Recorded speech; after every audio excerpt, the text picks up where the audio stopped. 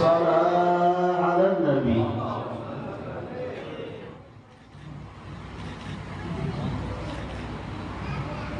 Bismillahirrahmanirrahim. Assalamualaikum warahmatullahi wabarakatuh.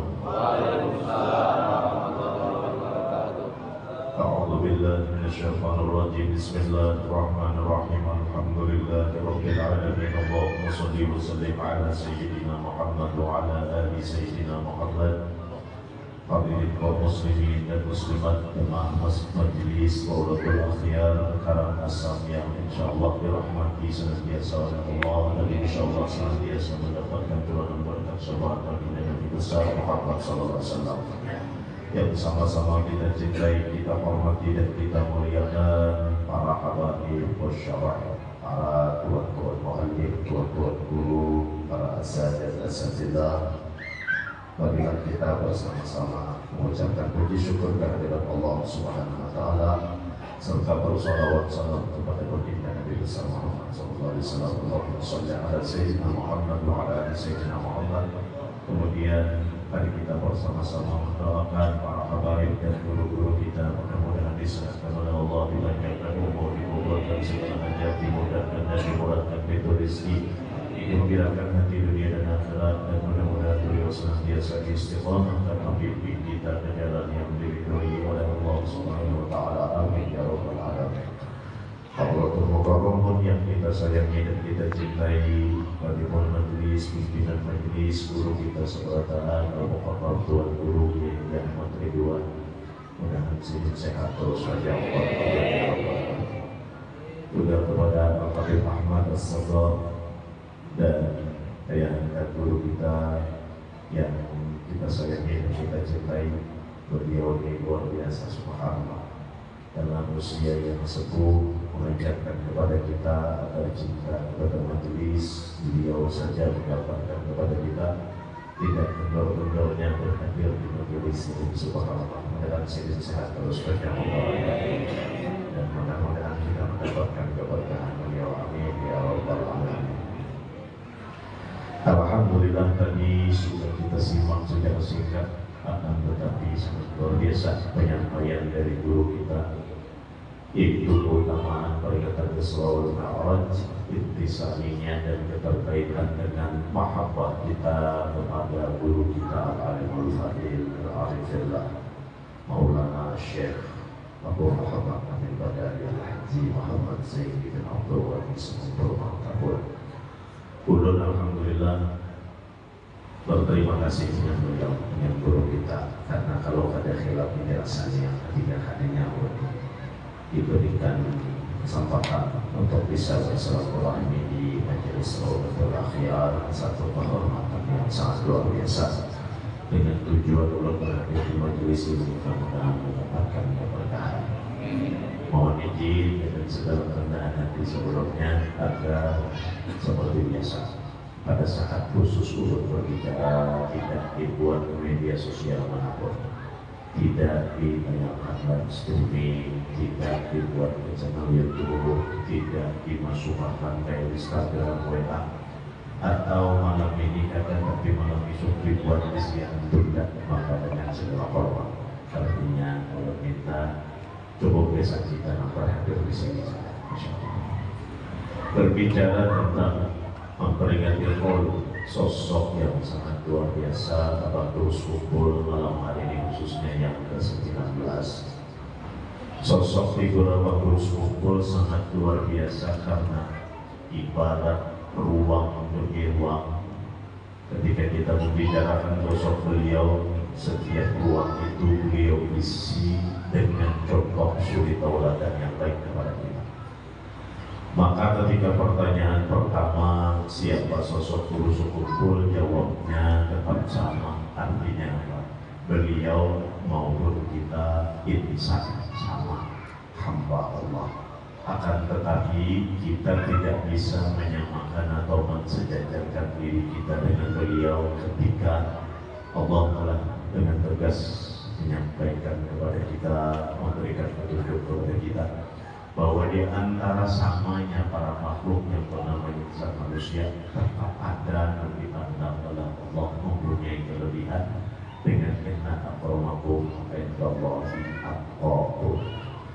mulia di sisi Allah Subhanahu wa Ta'ala adalah yang takwa. Maka ketika kalimat takwa inilah tadi yang bermaksudkan bahwa banyak ruang-ruang yang ketika berbicara kepada diri kita, banyak ruang itu yang kita kosongkan.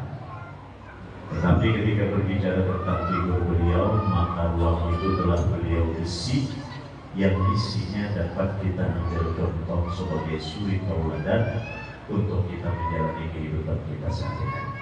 Yang pertama, berbicara tentang kelahiran beliau, insya Allah tanggalnya yang sebentar sudah tahu.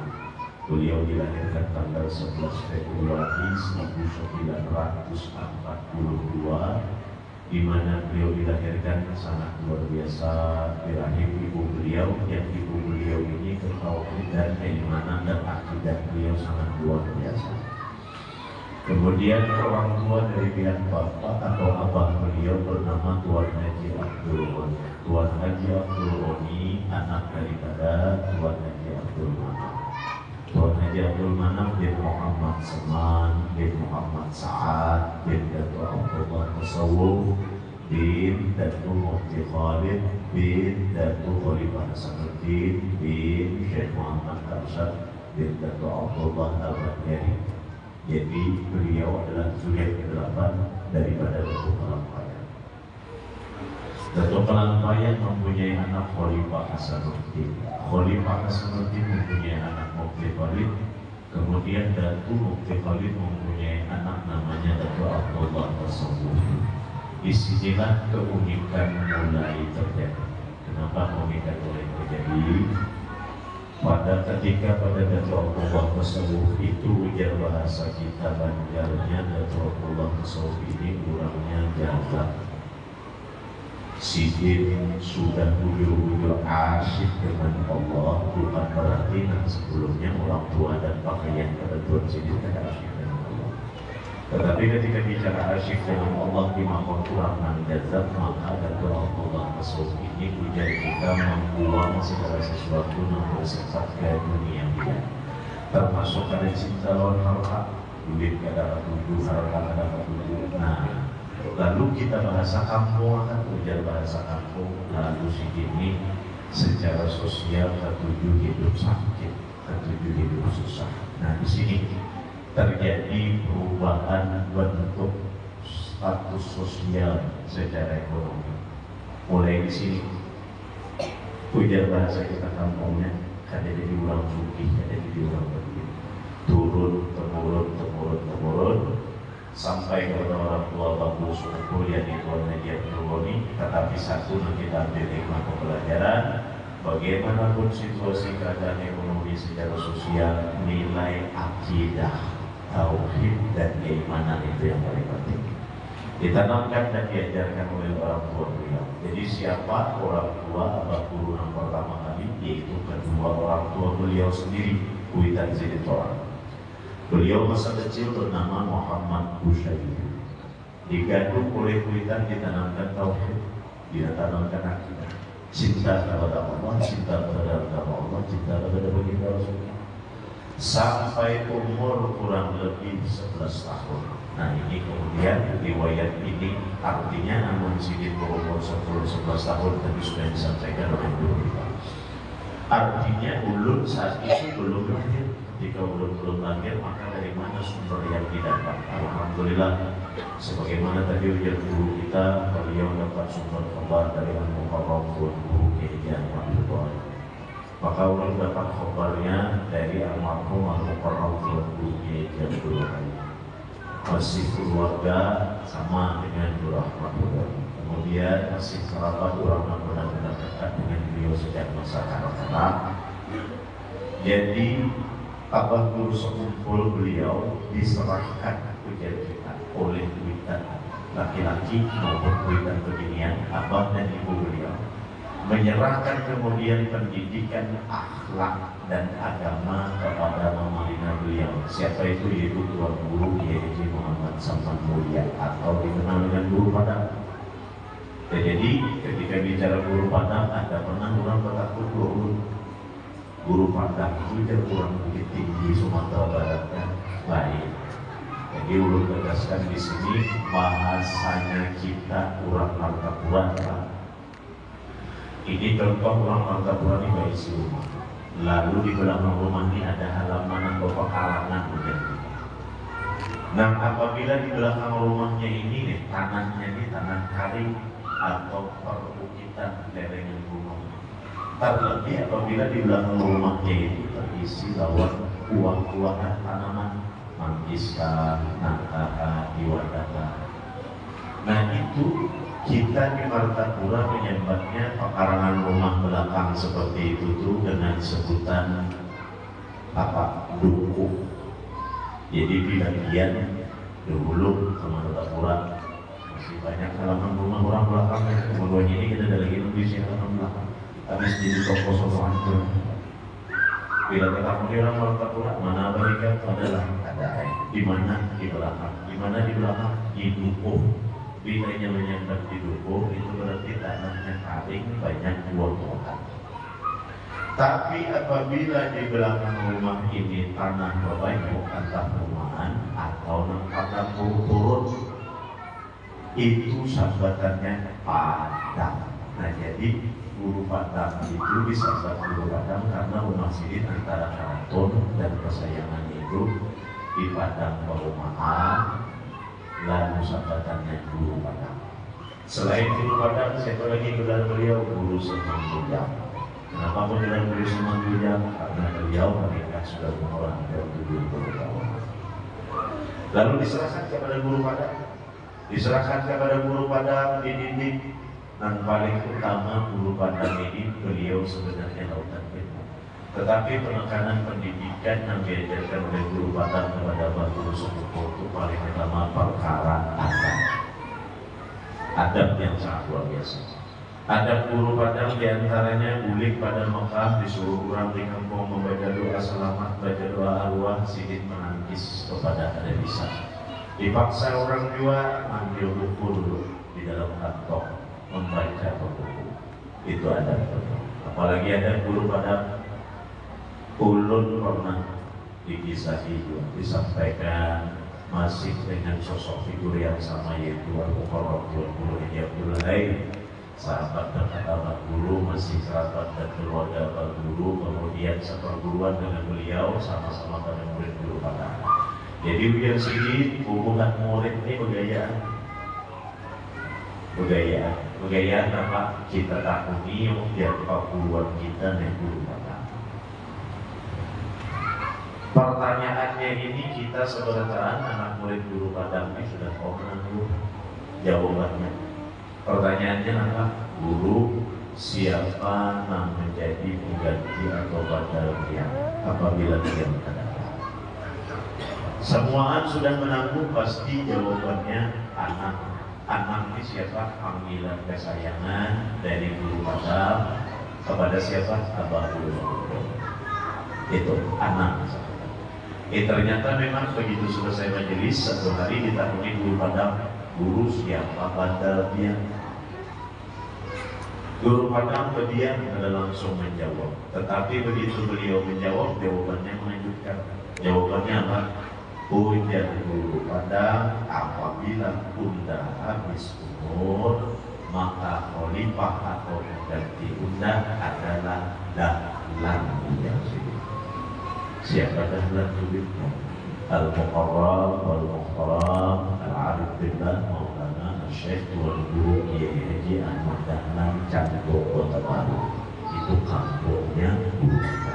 Yang benar Cangkok Pantai itu sebelahan. Lalu anak murid kita itu. Nah di sini kita hebatnya guru padang dalam hal ikhwal akhlak dan adab. Murid ini berataan menanggung jawabannya pasti anak murid sombong. Kenapa malah jawabannya lepas pada tanggungan? Justru dahlan. Kenapa kira jadi murid kita kayak? Karena dahlan kadang pernah belajar kita. Apabila kurang majelis, gawian dahlan ini ujar murid yang lain. Gawian guru dahlan ini gawiannya berkhidmat, mengamparakan tikar, bersesatu, memasakkan guru padang, menyiapkan pakaian zikir, antara sadar guru padang menyiapkan kita guru padang itu nang hafal guru jatuh. Hari ini majelisnya ini kita ini majelisnya di sini membaca kitab ini. Jadi guru dahlan menyiapkan itu setiap hari kesan perguruan yaitu guru padang. Jadi kenapa demikian? Padahal anak murid berataan menangguh nyata anak kenapa satu kemanakan civil. Dan kedua anak ini pasien menurut. Dan ketiga candatan dilajari sekali aja disampaikan langsung bisa langsung paham. Sekalinya kenapa jadi guru dahlan? Oh ternyata guru padang itu seorang wali Allah yang asyaf diberikan oleh Allah, dibukakan pintu hati beliau, dindingnya ada batas sehingga sidin pinatu bujur aja anangnya kemana-kan, bujur aja baru sempul murid, bujur aja anak kemana-kan, tapi udah sudah pinatu dengan alamat petunjuk dari Allah dan Rasulullah bahwa kemanakan yang ini adalah orang wali besar berpangkat rukun takwa. Sidin merasa bahwa Sidin kada pantas menyantap khalifah, maka dari itu kita ambil contoh supaya nyaman. Sidin merasa kata ibarat orang tentara, aku ini sersan ujurnya ini kemanakan, tapi dia di belakang. Jadi kada patut sersan melantik jenderal, maka beliau memberikan jawaban tegas bahwa khalifah beliau adalah al-muqarrab tuan guru Kiai Haji Ahmad Dahlan Cantur. Nah itu satu pelajaran adab yang kita petik dari seorang guru padang. Kemudian kejadian tahun 1900 kurang lebih 87-88 guru padang masalah ada. Bukti bahwa beliau orang kasyaf, tetapi bukti orang kasyaf itu beda lawan orang yang main pura-pura kasyaf-kasyafan. Kan rame kita nih, nang bisa kasar, nang bakal lakukan supaya kita orang kasar itu yang benar. Nah, di kejadiannya ada orang bagi si anak bininya kabur dari rumah, jadi kita lari. Lalu orang ini datang ke guru padang, bertakut model kayak menakuti dukun. Tahu kalian guru di mana anak guru itu? Tunjuk akan sambat akan menuruni anggur yang cari anak itu sudah bersih saja. Karena kami takut ini ulang soleh, ulang wali, ulang adib. Nah meskipun beliau kasyaf, tetapi tidak mempunyai sifat mendahului oleh Allah Taala. Lalu jawaban sini waktu itu ujian guru padang, dulu ingat waktu dibawa apa anak-anak. Ujian guru padang dan gawayan, kamu ikan cari ke kota baru. Kalau palunya ada di situ. Kadang orang menyangkut langsung ke bahasa kita tuh makin tangkas kepada lain lawan orang dukun atau pura-pura kasar jadi bertanggungan. Ringkas kisah orang tadi mencari ke kota baru. Kada dapat, kada bertemuan. Beberapa hari rupanya berkulit lagi kepada guru padang. Bapak guru sudah beberapa hari-hari mencari kada kedua dapat. Nah, lalu beliau memberikan isyarat agar kita kok keakuratannya tuh halus benar, tapi pas. Maka ujar guru padang, ikan berturun bang sedikit lagi diikhtiari di sungai danau situ dan sini. Cuman aku lihat pinanya ikan bujur aja di sini aku paham aja ikan mana bilang anak itu bisa. Cuma ikan jangan juga di sini karena memperhatikan lawan diri. Amunnya ikan pelihatan mencari bila rasa haus, di situ rasa lapar, bawa minum pun kadang bersama minuman singgah ke warung banyak kejualan sungai danau situ di sini.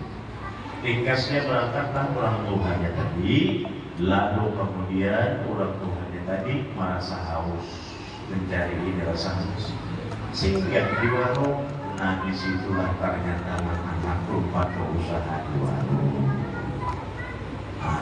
Kurang asal. Ada kita punya di mana? Oh di warung. Bikin tianus itu. Menjagakan lawan iman senang bertakun menjaga supaya jangan melemahkan lawan sedikit. Nah itu dulu. Jadi kada salah Allah menyusunkan maafikan lawan wali-wali beliau, lawan wali-wali Allah Ta'ala, sehingga guru padang diserahi dengan kemanakan yaitu umur berapa? 10-11 tahun. Mulai umur masa itu sudah diucapkan oleh guru padang, nang nyawa belum beruntung hidup di dunia sampai ke akhirat, amun belum diridhoi oleh Rasulullah. Jadi jalan guru nang ya pedulak, sidin menyium marina julak. Pedulak kurang diridhoi oleh Allah dan Rasulullah itu nyawa ibadah hidup, amun kada ketemu lawan Rasulullah sallallahu alaihi wasallam. Nang diucap ini karena makan umur 10 tahun. Jika seandainya nang diucap itu kita, kira-kira ucapan guru padang itu masuk telinga kanan, keluar telinga kiri, bujur lah. Tapi karena nang diucapi ini, nang berucap kurang wali, nang diucapi kurang wali mulai kanan. Sehingga dulu sekumpul mulai kakanakan diucapi oleh Mamarina kurang soleh seperti itu, sidin menangis tapi kira umaruginya hidup aman sampai kada ketemuan baginda Rasulullah. Lalu hebatnya Pak mengisi ruangnya, bilang aja ya. Apa dulu sekumpul itu mulai kakanakan amun kita katuju bakal kira bakal layangan mandian di sungai ya Allah. Kalau orang wali beliau itu gemar sudah mulai kakanakan tadi menuntut ilmu, mengisi waktu dengan belajar, kemudian limbah belajar sibuk mengamalkan. Nah di situ sudah berbeda antara diri kita lawan wali. Itu kenapa kita jangan hendak merendahkan lawan para wali, karena di sejajaran saja ada pas kita, apalagi kita merendahkan lawan para wali, sebab sudah jelas jauh berbeda. Ringkasnya mulai umur 11 tahun beliau sudah sangat kerindangan lawan baginda Rasulullah. Jadi para saksi-saksi menceritakan lawan ulun bahwasanya dulu sekumpul itu pada kawan disambat atau mendengar nama Rasulullah itu disebut, mendengar orang bersalawat saja Allahumma sholli ala sayyidina Muhammad, menangis sidin bersinggung kerindangan lawan Rasulullah. Pertanyaannya, berapa sudah umur kita, berapa kali sudah kita dalam sehari mendengar nama Rasulullah disebut? Ada juga kita pernah menangis kerindangan lawan Rasulullah. Nah itu sudah semakin menambah berbedanya kita lawan wali Allah. Ringkasnya sampai umur 28 tahun, mulai umur 11 sampai umur 28 tahun, beliau itu menjalani tirakat dan thariqat dalam khalwat dan uzlahnya. Nang sering mungkin kalian mendengar ada yang menyebut diantaranya guru sekumpul ketujuh menembak pulau julak ketunggaran. Maka guru Abdul Hai ini salah satu sahabat yang senang mulai kekanakan mengawali sini ujar sidin yang dimiliki oleh guru disinggahi ke rumah ulun ini jadi sidin kita baju sama di guru membawa ketekan di penggulu di sini di bawah guru tulakan ketunggaran sakalinya apa. Apabila orang kampung bertakun kemanaannya mana sidin menjawab menembak burung. Padahal aslinya Bipai ujar sidin kada menembak. Jadi kata-kata menembak burung itu adalah menyembunyikan masa uzlah beliau dan bertirakat dan bertarikat di khususnya desa Tunggaran itu. Ada yang dipandang beliau, yang dijadikan bahan tafakur, yang mengkhususkan menghidupkan zikrullah sidin di dalam tarikat amaliyah sidin. Jadi kalau orang kampung bila jadi takut kemana nembak pulau, membawa sunah panganin nang situ disuruh bawa ketekan. Padahal kadang serta-merta menembak pulau.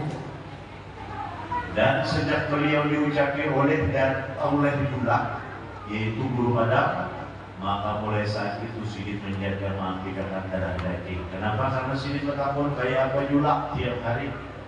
Kayak apa julak caranya supaya bulan ini ditanggui oleh baginda Rasulullah. Ujar guru padang, jaga pemakan, jaga peminum, jaga pakaian, jaga pergaulan, jaga iman dan takwanya mana. Dia sidin menjaga dengan cara apa? Puasa Senin Kamis dan puasa sunat lainnya. Sering beliau itu menyendiri bukan karena membenci lingkungan dan warga sekitarnya, tetapi karena khawatir dan takut kalau berbuat salah dan dosa terhadap orang lain. Ya, nambah selama 17 tahun beliau itu menjaga batang tubuh, kada memakan, kada meminum, asal makan dan asal minum, sampai disebutkan Sidin itu ajak berpuasa, makannya pisang, sahurnya pisang, bukanya pisang. Ya kayak dari kita buyat-buyat makan pisangnya, gadang pisangnya, kurang kurang kok tujuh makan gadang pisang. Gadang pisang itu udah dicacah, pisang tadi dibumbui daun bawang putih, bawang apa, digangan, itu nyaman pakar, guna makan pakai itu bisa bapak coba-coba di dalam. Apa yang dijaga supaya darah daging jangan sampai dimasuki nafsuhat, apalagi sampai nama haram. Ayo 17 tahun kurang mengakibatkan darah daging, kita berapa belas tahun mengakibatkan darah daging. Ilmu dituntut, ibadah dituntut, diamalkan, batang tubuh dijaga, pemakan peminum dijaga, nafsuhat tidak ada boleh masuk, apalagi sampai nama haram. Hingga tiba satu masa di mana ketika itu beliau diserang penyakit usus buntu, datang ujian. Jadi waktu usus buntu salah satunya ketika konsultasi guru Magil dan guru Padang ini kan disebut dengan beliau ketika itu tiga serangkai yang bisa. Jadi satu waktu guru Magil itu menghadapi konsultasi dokter. Ujar dokter, Pak Haji, pasien ini beliau tuan guru ini harus dioperasi. Ngaran orang operasi lagi ada kemungkinan bisa terjadi komplikasi. Ujar dulu bakal komplikasi itu apa? Lalu ujar dokter komplikasi itu dalam penanganan para operasi bisa terjadi pendarahan, maka dibutuhkan persiapan beberapa kantong darah. Nah sama golongannya lawan si pasien. Oh itulah ujar dulu bakal. Namun itu keluar sih. Lalu kumpulkan kerabat cari golongan darah yang sama. Ternyata ada golongan darah yang sama, tapi lain orang yang dikenal, bukan kerabat, bukan patungan. Sehingga itu sudah nanti jaga di persiapan. Ternyata memang benar begitu ditangani penanganan operasi terjadi komplikasi, maka dimasukkanlah darah kurang tadi ke dalam tubuh abang guru sobong. Ringkasnya apa? Ibah tutup operasi, pasca operasi guru Padang, guru Bangil ini bergantiannya rumah sakit. Sampai beberapa hari kemudian, satu malam guru Padang dimimpi ditemui Datuk Kalampayan. Datuk Kalampayan menemui guru Padang mendoakan kesehatan dan kesembuhan untuk abang guru Sobong. Kemudian ditutup dalam mimpi itu, guru Padang dititipi pasar oleh Datuk Kalampayan, yaitu Datuk Kalampayan titip sana gasar nambah guru Sobong. Nangaran guru Padang orang amanah dan adab luar biasa, sini tulisan malam. Karena ini amanah pasannya, walaupun itu melalui mimpi amanah pesan, apalagi ini pesan orang wali, dan menerima pesan orang wali, pesan ini harus disampaikan kepada orang wali juga. Gelisah sini, anda kalau rumah sakit malam pulang ada boleh. Menghadap isuk begitu sampai isuk siang, keisukannya sini masuk ke rumah sakit. Ujar sini, nah malam tadi unda dengan Datuk tinggi. Ujar abang dulu apa? Sidin mendoakan mudahan nyawa sehat. Tinggi, kalau itu apa lagi bilang? Datuk kirim salam lewat nyawa. Menjawab sini ke sana, mandam pun boleh. Guru Padang malam esoknya guru Padang dimimpi pulang oleh Datuk Kalampayan, ditemui oleh Datuk Kalampayan. Ujar Datuk Kalampayan sama, mudahan anak sehat, aku kirim sana. Jadi saat pulang guru Padang, esoknya datang pulang ke rumah sakit, disampaikan pulang pasan oleh guru Padang. Ujar guru Padang, nah malam tadi Datuk datang pulang, Sidin kirim salam pulang lawan nyawa. Langsung abang guru itu menjawab salam dengan tangis terseduh-seduh. Ujar Sidin, ya Allah, yulang mesti ada salahnya di awak ulun. Kenapa jadi datu kada menamui langsung lewat ulut? Kenapa jadi bapasan lewat dia? Mandang pulang guru Padang. Walhasil guru Padang berunding hari itu. Napa salahnya? Berunding dengan siapa beliau? Dengan al-mukarram guru Bangil dia di surga. Ini ujian guru Bangil. Anang ini mengapikan kepada lawan awak kita tak boleh. Artinya si beliau deh. Mengapikan mana lawan batang tubuhan anda. Jadi sampai ini kasihan ini ada kakaruan rasa sedih juga kita dinyatakan di mana yulah salahnya. Nah, apa yulah salahnya? Astagfirullahaladzim. Ujar guru Bangil ini aku ada kesalahan. Kenapa ada kesalahan? Tuhuknya anak 17 tahun mati karena batang tubuh daripada nafsuhan sampai enam haram. Waktu itu hendak operasi, aku diperdari dokter ujar guru Bangil. Dokter menyarankan siapkan darah. Nah, aku ada ingat darah ulang dimasukkan. Darah ulang ini kan tahu gimana ulang ini mengapikan ada kalau darah itu nih kira-kira jar guru Bangil penyebabnya menjadi datuk kalau bayan karena emang. Nah, itu salah satu riwayatnya tentang bagaimana beliau menjaga dan memelihara darah daging beliau daripada nafsu ada pada sampai kesuruhan nasi sudah. Artinya menawa sedih sudah lapar-lapar ini kayaknya. Terus belum ada tapi tahan tahu sebetulnya belum ada tapi tahan hari semalam belum rapat mulai direpak dalam ibadah untuk masalah dilakukan pingsan lawas benar bisa pingsan saat ini tensi darahnya 200/140 ada oleh abang tabak bilang ini tinggi darahnya haruslah sedikit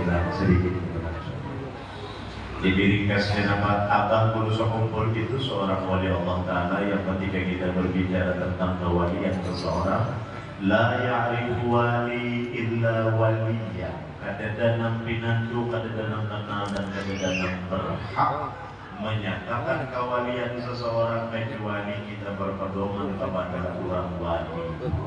Jadi kita nak ada wali ini jangan bisa-bisa menyembah orang siapa wali walaupun itu bergaya, hati-hati karena itu bukan bahan bergayaan. Imbang pambitnya biar lawan Guru Ahmad Ridwan walinya mendahkan nama Guru Sokumpul wali itu bukan ulur dan Guru Ahmad Ridwan yang mendahkan si wali, tetapi banyaknya wali-wali Allah Ta'ala yang sezaman dengan beliau yang menyatakan akan kewalian beliau. Bahwa ada Ustaz, wali itu ada dan ujar siapa? Orang yang kada percaya dengan keberadaan wali berarti orangnya rusak iman. Kenapa rusak iman? Itu menyangkut rukun iman. Di dalam rukun iman kita percaya bahwa kitab suci Al-Quran. Di dalam Al-Quran secara khusus Allah menyebutkan dan membicarakan, memberi petunjuk yang jelas kepada kita umat manusia. Berbicara tentang wali itu khusus Allah membicarakan dalam Quran. Iya, kita dalam rajin ayatnya. A'udzu billahi minasyaitonir rajim. Ala inna awliya Allahi la khaufun 'alaihim wa la hum yahzanun. Alladzina amanu wa kanu yattaqun. Lahumul busyra fil hayatid dunya wa fil akhirah. La tabdila li kalimatillahi dzalika huwal fawzul azim. Oh, adatnya itu yang membicarakan wali, aulia itu di situ terjemahannya pemimpin, bukan wali. Karena ini orang yang melihat dan memahami Al-Quran berdasarkan terjemah berbeda dengan orang yang memandang Al-Quran dengan tafsir. Namun terjemah dia sekolah belajar bahasa Arab, bisa bahasa Arab, ada perlu guru Al-Quran itu dia baca dapat dia menerjemahkan, tetapi belum tentu benar. Kenapa?